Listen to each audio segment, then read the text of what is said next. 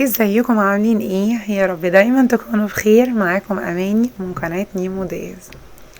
اولا وحشتوني جدا جدا جدا. ثانيا معلش صوتي مفحوح فسامحوني على صوتي عشان مفحوح خالص. تمام.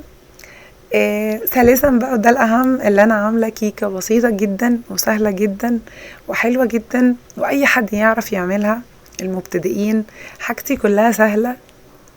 الناس اللي بتدخل المطبخ لسه مبتدئة تقدر تعمل كل الحاجات اللي انا بعملها. تقدر تبحث في الفيديوهات بتاعتي. كل حاجتي الحمد لله سهلة وبسيطة جدا ومتاخدش وقت. والنهاردة الكيكة بتاعتنا حلوة جدا. يلا بينا نشوف طريقتنا الحلوة السهلة دي. بس قبل ما نشوف الطريقة ما تنسونيش في اللايك والسبسكرايب وتفعلوا زر الجرس عشان يوصلكم مني كل جديد. يلا بينا. اول حاجه هقول بسم الله واللهم صل وسلم عليك يا رسول الله. عندنا كوبايتين من الدقيق المنخول طبعا، وعندي هنا كوبايه من الزبده، وعندي 3 بيضات بدرجه حراره المطبخ، وعندي كوبايه لبن، كوبايه سكر، باكو بيكنج باودر، وعندي 2 فانيليا.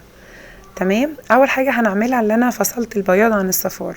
هضرب البياض ضربتين بس كده في الخلاط. تمام. بيخلي الكيكه بتاعتي هشه.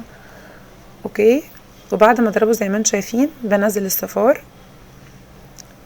اوكي. وبنزل كل المحتويات بتاعتي عليها، اللي هو ايه، اللي هو السكر واللبن والفانيليا والزبدة. طبعا هنا انا ما حطيتش زيت خالص. حطيت زبدة. طبعا الزبدة بتدي طعم حلو جدا للكيكة. وفي ناس بتقول ان الزيت بينفش الكيكة، ولو حطينا زبدة بيهبطها. لا طبعا الزبدة عمرها ما بتهبط الكيكة، وهتشوفوا شكل الكيكة هيبقى عامل ازاي. تمام. زي ما انتوا شايفين كده انا حطيت كل المحتويات بتاعتي، وهنا بحط الفانيليا، كيسين الفانيليا. اوكي.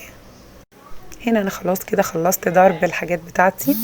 وهنا هجيب بقى الدقيق بتاعي. طبعا حطيت عليه باكل بيكنج باودر، وهبتدي اقلبهم كده، اخليهم كلهم كده يتجانسوا مع بعض، وابتدي انزل بالخليط بتاعي واحده واحده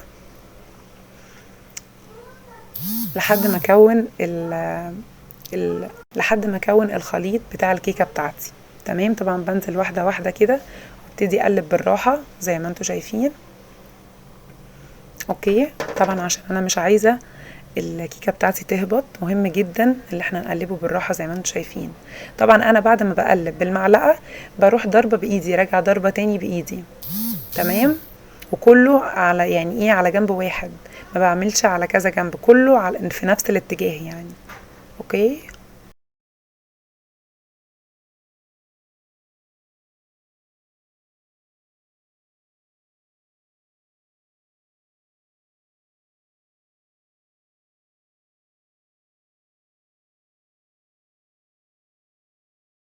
بص، بعد ما ضربت الخليط بتاعي زي ما انتوا شايفين كده، جبت هنا الصينيه بتاعتي، حطيت فيها حبه زيت من تحت صغيرين جدا، وحطيت حبه دقيق، وحطيت الخليط ودخلتها الفرن.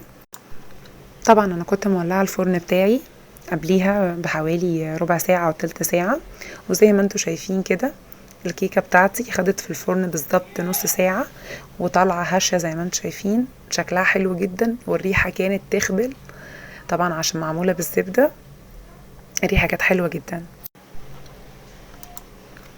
وهنا زي ما انتم شايفين انا قلبتها على الوش التاني، وكان عندي شوكولات سايح. ابتديت عملت كده مجرد شكل بس عشان يبقى شكلها حلو قدام الاطفال. تمام. وكلناها وبالهنا والشفا. كان طعمها حلو جدا وهشه وجميله جدا وبالهنا والشفا علينا. لو عجبكم الفيديو بتاعي ما تنسونيش في اللايك والسبسكرايب وتفعلوا زر الجرس عشان يوصلكم مني كل فيديوهاتي السهله الجميله دي. مع السلامه.